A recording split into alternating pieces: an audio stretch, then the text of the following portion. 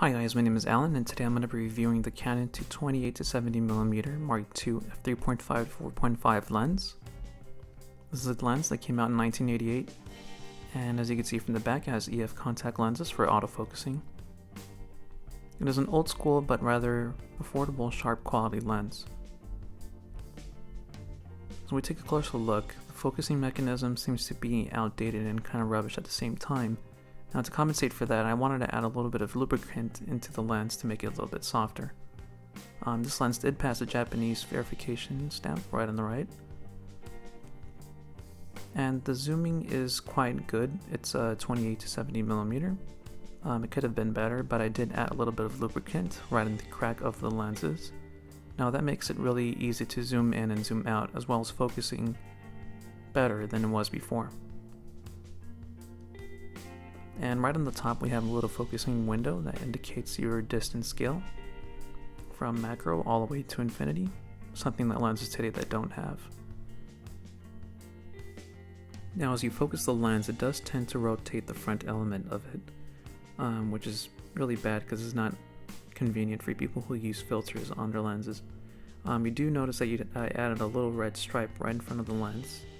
That's just my aesthetic flavor. I just decided to add a little bit of L-lens quality to it, but the lens does not come with that. That would be the place where the lens hood would be sitting at.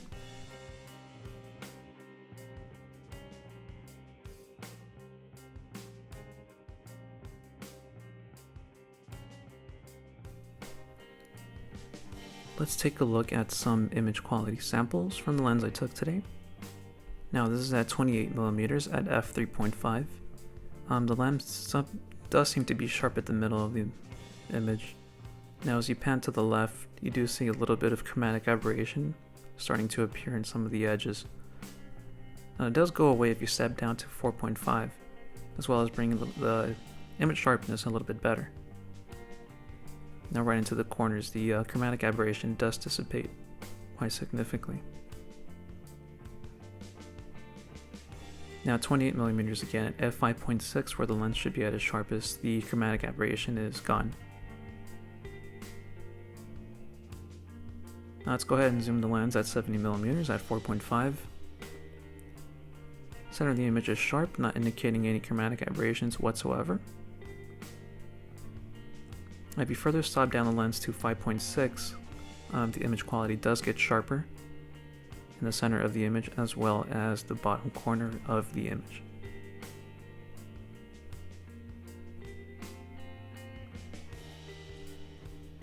Now when I look at Canon's website, I found a little bit of information over the lens, and it does have an aspherical optical lens inside of it that creates a better image than most lenses at the time.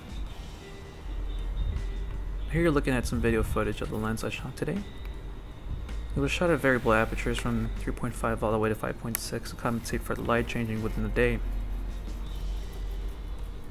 Now the autofocus with this lens is really easy, and as you can hear, it's quite smooth and doesn't make much noise once you add my method of lubricating the lens to focus easily.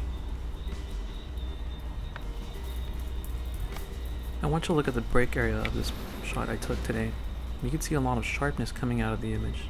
That's a good thing I like about this lens. Although it doesn't have a good aperture, it does have good image quality in both in stills and video. And here we're just going to throw the focus out so we can see a little bit of bokeh. And the bokeh in this camera is a little bit good. It's fair to say that it's not the worst I've ever seen, but it does have some highlights around the circular edges of the bokeh.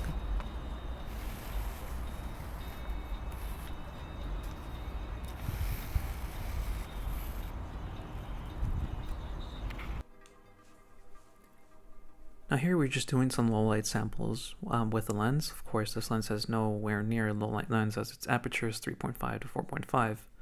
But we do see some of the flaring going on in here, and it's not that bad actually. It's just a little center point you can see at the center of the image. That red spot could be reflecting from the can or the apple. But it does cope well with internal reflections. So if you're shooting a party or a candle, or if you're shooting a cake, it's going to be not noticeable in the scene.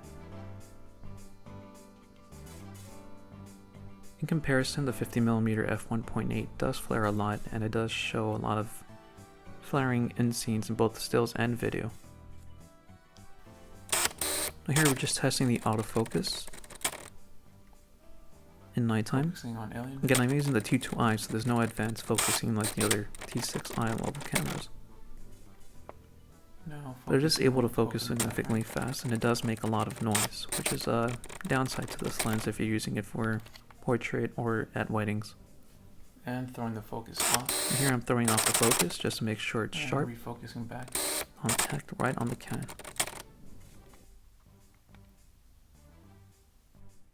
Overall, I'm quite excited with this lens, although the construction was nothing I would go home and write about. The overall optical quality really surprised me, and I will be using this for video mostly, so it's really not a problem for the autofocus to be that loud.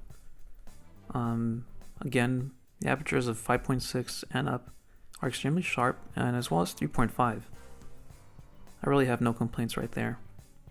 As we look at the rear element of the lens, we could see that the optical element that sticks out at the very rear makes it possible for us to get cleaner pictures, in my opinion. Now, that's mainly because the optical design of it somehow reduces chromatic aberrations and reduces any other lens problems that might happen when you take pictures or videos. So that's the video, guys. Thank you again. My name is Alan, and thanks for watching. Make sure to comment, like, subscribe, and share this video with your friends. Have a good day. Bye-bye.